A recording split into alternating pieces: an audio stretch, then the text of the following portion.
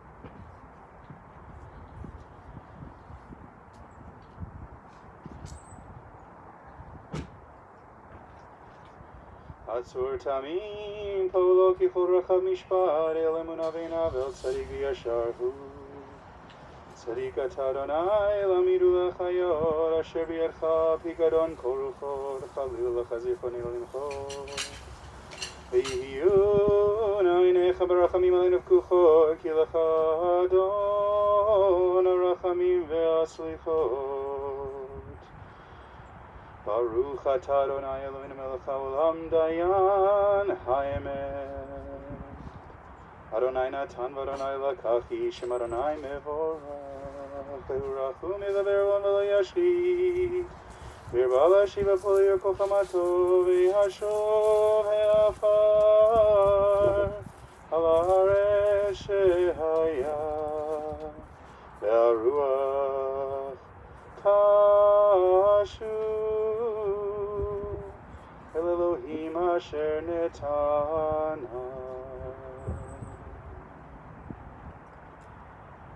A song for those who ascend, Shir Lama'alot.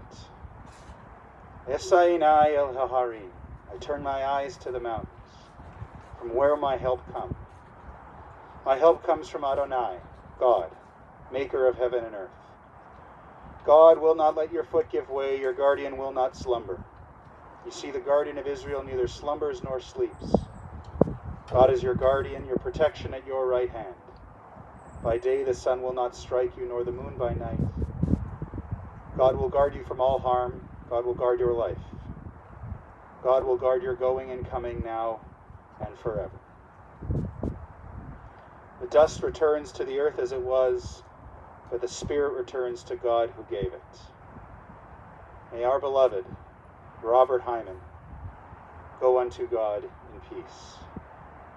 May his soul be bound up in the bond of life eternal, and may God send comfort to those who mourn, and grant strength to those whose burden is sorrow.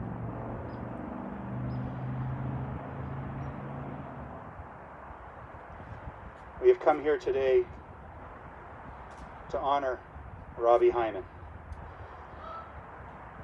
to pay tribute to and celebrate his life, to lay him to rest, and to say goodbye. We know there are many people watching on our broadcast now who would want to be here, but we appreciate them watching from a distance, and from that distance sending love, phone calls, emails, text messages, any way to join their hearts together with those among Rabbi's loved ones who are torn in grief. Rabbi Hyman was known in Hebrew as Ruvain ben Yitzchak v'Sarah, the son of Irving and Sarah Hyman, father to Allison and Hartley, father-in-law to Bob and Rashina, Zadie to Gavin, Stephen, Gregory, and Izzy, brother to Stanley, husband of Barbara of 34 years. Robbie was predeceased by his parents and by his first wife, Gail. He passed away Friday morning, the 12th day in the Hebrew month of Cheshvan. He was 77. I have the honor of beginning comments about Robbie's life, the Hesped, the eulogy portion of today's service.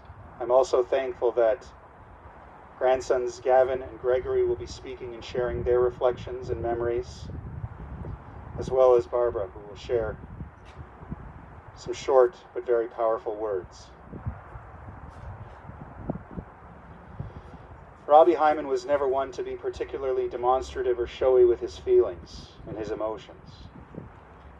But throughout his life, his actions spoke louder than words ever could. No soul was more dedicated or devoted to his family, to his children, Rabbi. When his wife, Gail, and his children's mother died suddenly and without warning when Allison was just 12 and Hartley just 10, Robbie took on the role of being both father and mother. His ability to provide for his children and to soldier on in the face of terrible tragedy cannot be overstated. He would arrange his schedule to work until 4 so he could be home to take care of his kids when they were home from school. If he had to pick up Allison or Hartley from the bus or school or drop someone off at skating or dancing lessons, he always said yes, never hesitating. Even to drive back and forth from Clear Lake in the summers to get Allison dropped off for summer camp. You could say he was the definition of a good sport. Whenever anything was asked of him, he said yes. He was always up for an adventure. If you can call riding along in the car for an errand, or waiting in the car in a loading zone while someone ran in to drop something off or pick something up, if you can call that an adventure. He even pitched in the kitchen, and never once ushered Barbara off into old-school gender roles. When it came time to plan Allison's Sweet 16 party at the Westin, a role typically and almost exclusively handled by mums in the 1980s, there was Robbie, front and center, planning and organizing what was an unforgettable party. And when Gavin, Allison and Bob's first son, and Robbie's first grandson, turned 1, and Allison went back to work, Robbie stepped up, as he always did. Every Tuesday, he was Gavin's personal nanny for a 1-year-old. Again, not the typical role embraced by a Zadie. But then again, Robbie Hyman was not your typical Zadie.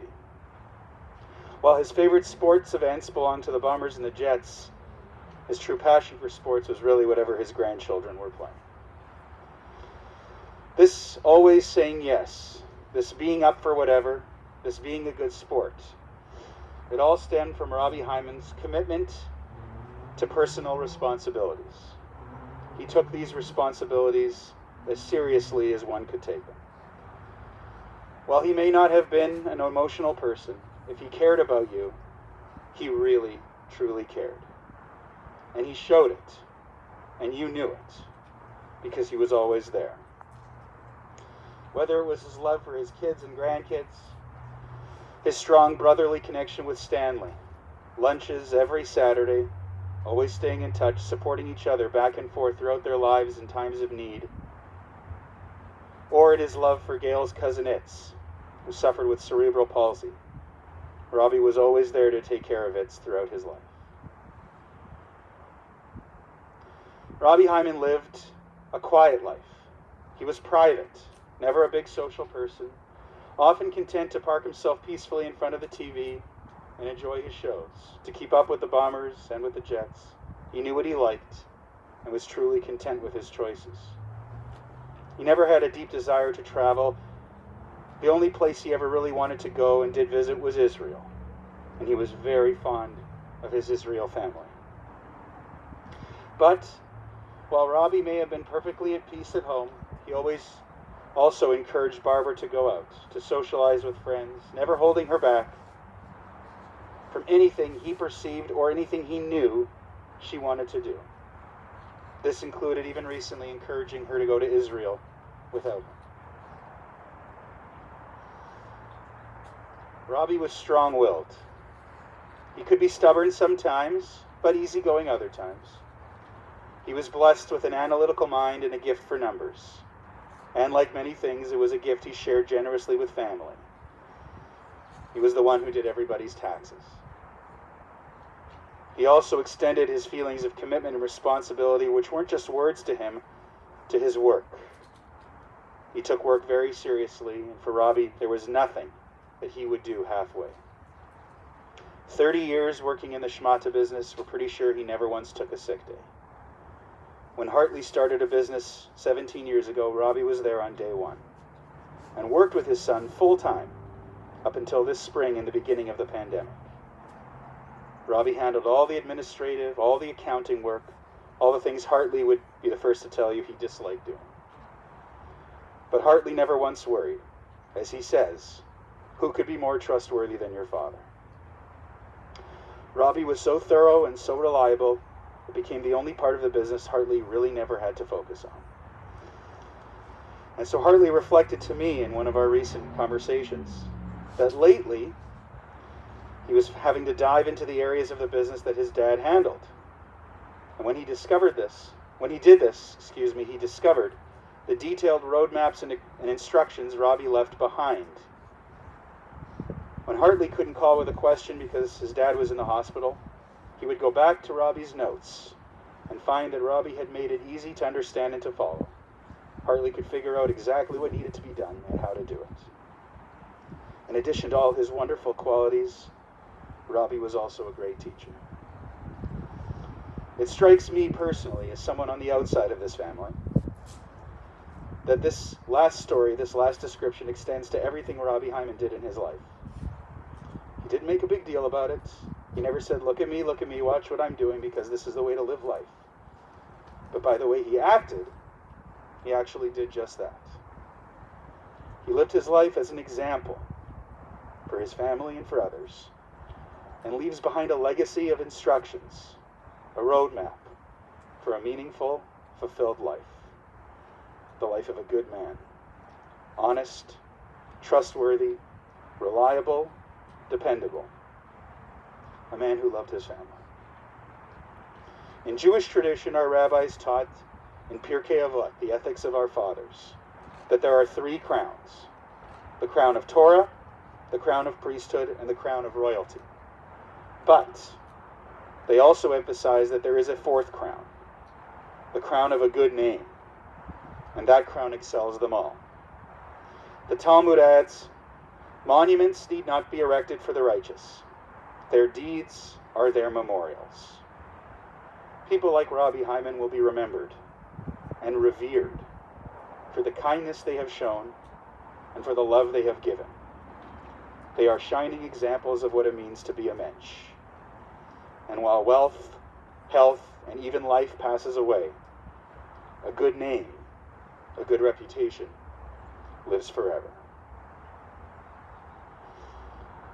It's my honor to turn things over to family members, Gavin, Gregory, Barbara.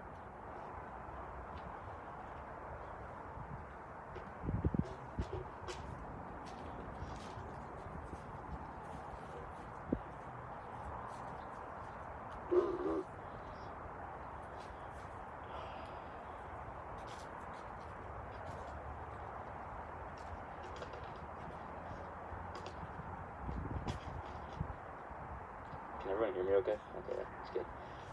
Just to start, I'd like to thank everyone for bearing the cold out here with us, everyone watching online and everyone who sent us meals and condolences in the past few days. Means a lot to us.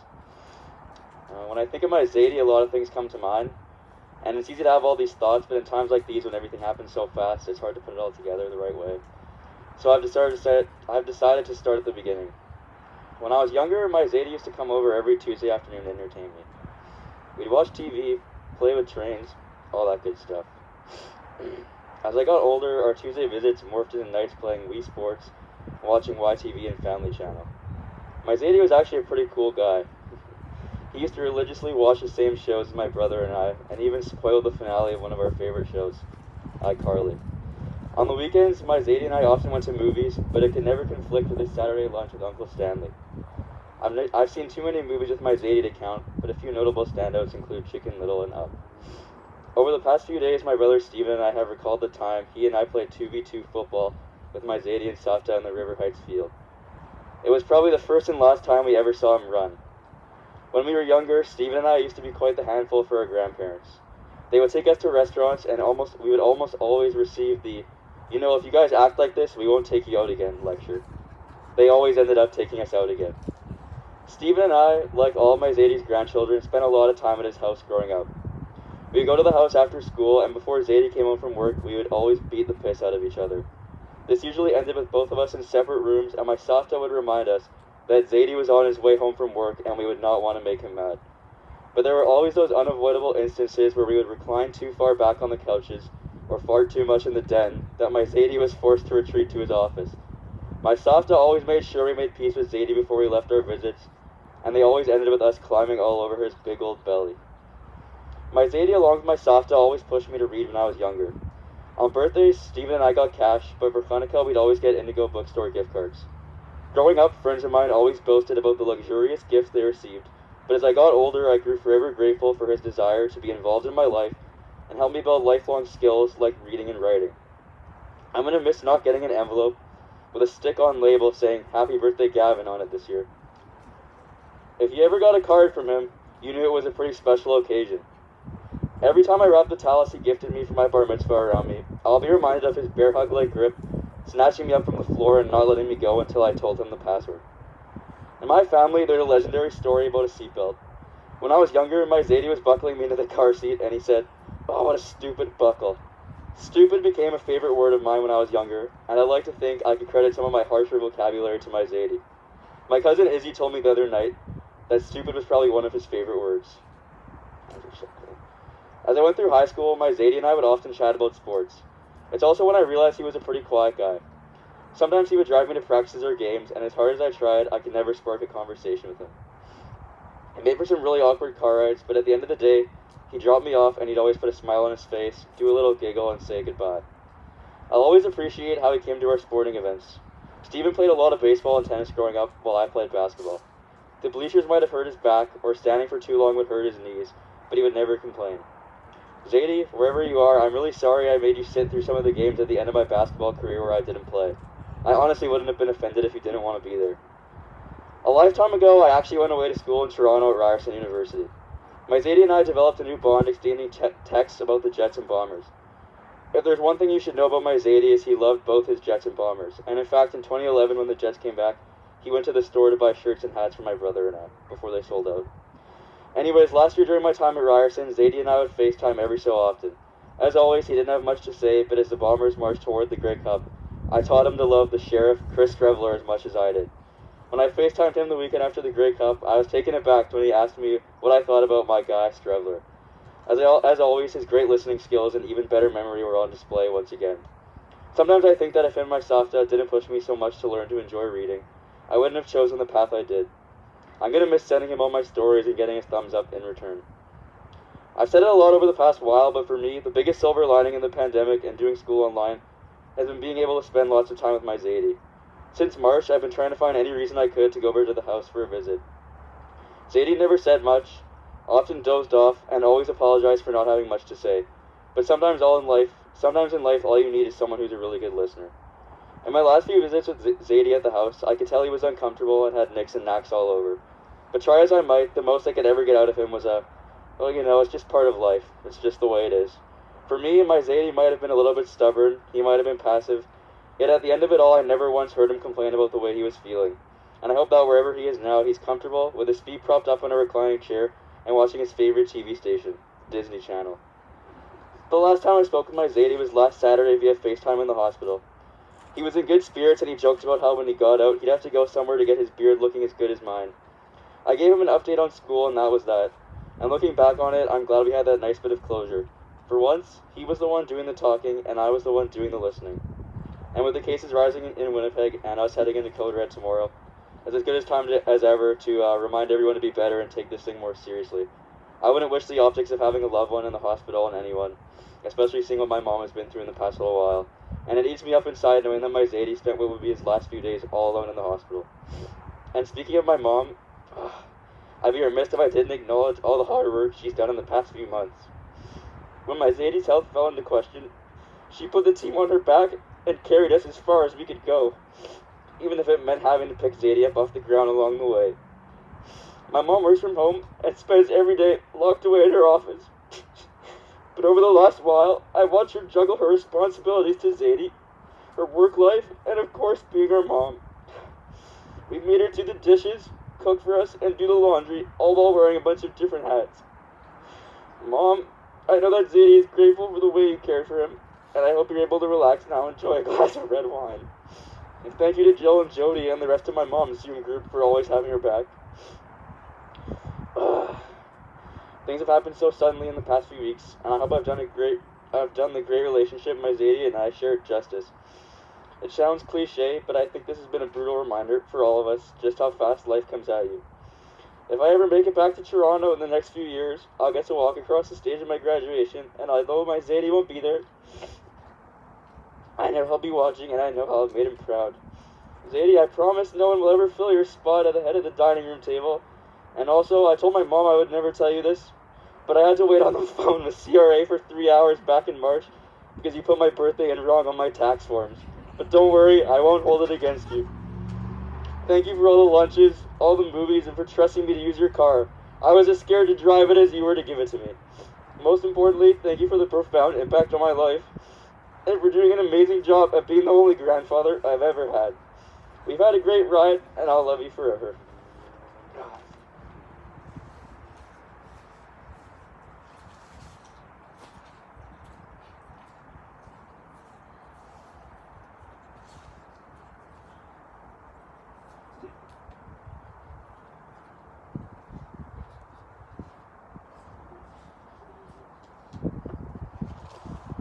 Hi everyone, thank you for joining us, whether you're here virtually or physically. As I'm sure we all feel, we're very thankful that you guys are here with us, and thank you for all your support over the last couple of days. My name is Gregory Hyman, and I was my Zadie's youngest grandson. Over there is my sister Izzy, or Isla as my Zadie would say, his only granddaughter. Honestly, phonetically, he was the only one who actually pronounced my name right. It's not a very hard name to say, but nobody took the extra second to actually bring out all 7 letters. Whether he was just being funny or legitimately saying my name, he would always address me as Gregory, always putting a huge emphasis on the O. I mean, I'm only going to take up a short amount of your time, but I have a few stories/memories to share. Firstly, my sister and I would often sleep over at my Bubby and Zadie's. Up until I was old enough to babysit, we were there almost every weekend. A bit of a sidetrack here, but my dad would always be upset when we came back because they would treat us to hot chocolate that was sugar-free, some cinnamon buns, a whole bagel, and some eggs, a pretty big breakfast. One night when I was sleeping over, I went through this phase a few years ago where every night I would sneak onto my iPod Touch and watch random YouTube videos while I was supposed to be asleep. I was pretty good at covering up my tracks, but I accidentally connected to my grandparents' TV, and for a minute they could see exactly what I was watching and the fact that I was up. Don't worry, just some AC/DC videos. My Bubby came to deal with it, and luckily my Zadie didn't care. He just thought it was funny, which was good for my case because I didn't want him yelling at me like that one morning when he dropped a full glass of water on the ground.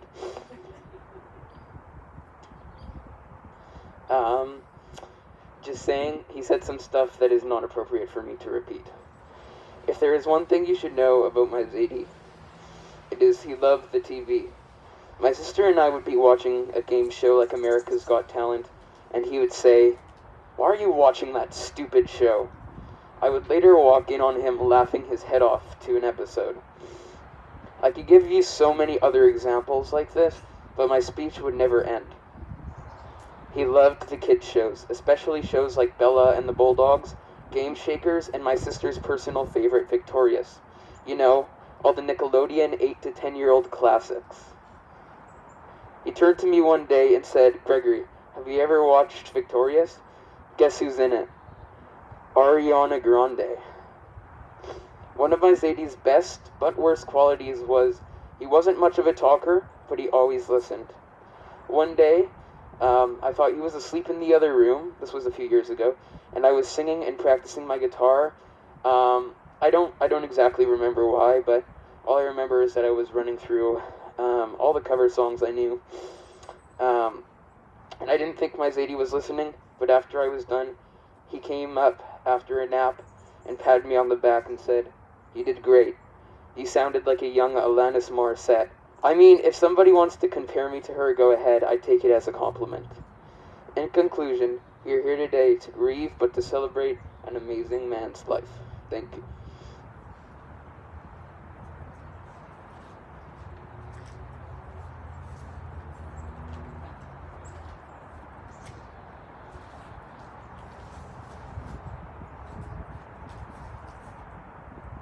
I came across this verse from a song by Faith Hill called "There You'll Be." It was a ballad discussing the ongoing relationships people can have with those who have passed. It felt appropriate to honor my dear husband, Robbie. In my dreams, I'll always see you soaring by the sky. In my heart, there will always be a place for you. For all my life, I'll keep a part of you with me, and everywhere I am, there you'll be. Rest easy, my love.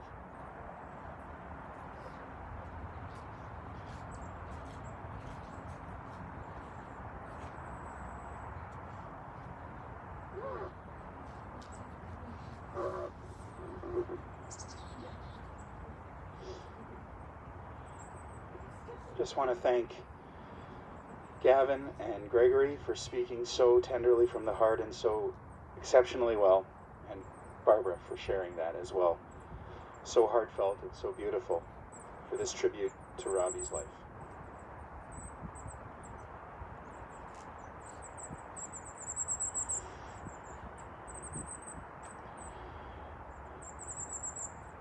funeral services, we become aware of our mortality. We are all destined to die. We share that with all who have ever lived, with all who will ever be. In Jewish tradition, we see the body is temporary, but the soul is eternal. The soul begins with God and returns to God. Which is why we believe and why we say, death is better than a life of pain, and eternal rest is better than constant sickness. It is my honor, in Robbie's memory, to recite the El Malei Rachamim, the memorial prayer. El Malei Rachamim, Shochein Bamromim, Hamtzei Menucha Nechona Tachat Kanfei Hashchina B'malot Kedoshim Uteorim Kezohar Rakia Mazhirim Et Nishmat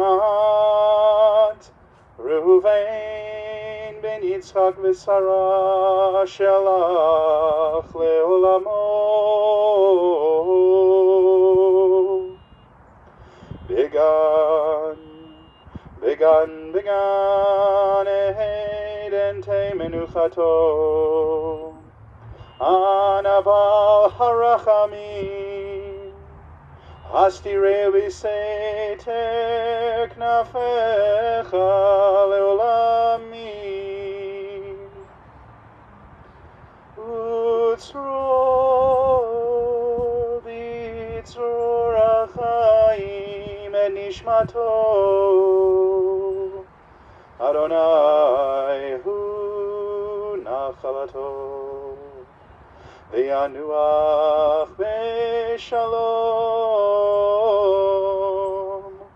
Al Mishkavo V'nomar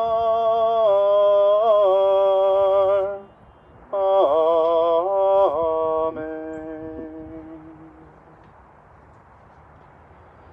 Exalted, compassionate God, grant infinite rest in your sheltering presence among the holy and the pure to the soul of Rabbi Hyman, Reuven ben Yitzchak V'Sara, who has gone to his eternal home. Merciful One, we ask that he find perfect peace in your eternal embrace. May his soul be bound up in the bond of life. May he rest in peace. And let us all say, Amen. Again, let me thank those of you who are here today, those of you who spoke again, and all of you who have tuned into our broadcast. In a moment, we will turn to the words of the Mourner's Kaddish, and then we will conclude our service with a private burial as we fulfill the mitzvah of accompanying a loved one to his final resting place. A righteous act we do without any hope of any reward, taking on responsibility for caring for someone we loved until the very end by burying him with our own hands. Kind, knowing, sorrowful hands that once held their hands. We recognize that to shovel earth can be a painful act, but we are reminded in services in the cemetery that these acts are ones born of love and compassion for someone who meant so much to all of us. Adonai Natan v'Adonai Lakach Yehi Shem Adonai Mevorach. These are the words of Job, the epitome of suffering in our tradition. God, you have given. God, you have taken away. Blessed be the name of God. May Rabbi Hyman's memory, may his deeds of righteousness and love be a blessing. And as we mark today, that his essence will never leave our hearts and our souls. The Mourner's Kaddish. Yitgadal v'yitgadash Shemei Rabbah. Be'alma divra chirute ve'amlich malchute, B'chayechon uvyomechon uvchaye dechol beit Yisrael, V'agala uvizman kariv vimru amen. Yehi shmei rabba mevorach le'alam ulamei amaya. Yitbarach v'yishtabach v'yitpa'ar v'yitromam v'yitnaseh, v'yitadar v'yitale v'yitalal shemei dekudsha b'richu. Le'ela min kol birchata v'shirata, tushbechata v'nechemata, da'amiran be'alma v'imru amen. Yehi shlama rabba min shemaya, v'chaim aleinu ve'al kol Yisrael v'imru amen. Oseh shalom b'mromav, v'yaseh shalom aleinu ve'al kol Yisrael v'imru amen. May the one who creates peace and harmony on high bring peace and harmony to us, to all Israel, and to all humanity. And again, let us say, Amen. In conclusion, I offer these words to the family. In Hebrew, we say, Hamakom yinachem etchem b'toch sha'ar avelei Tzion v'Yerushalayim. May you be comforted and consoled. May God comfort and console you among all those who are in mourning or who have ever been in mourning in our community. Thank you again to everyone. We'll conclude the service now for the broadcast, and we will move to the private burial here for the family.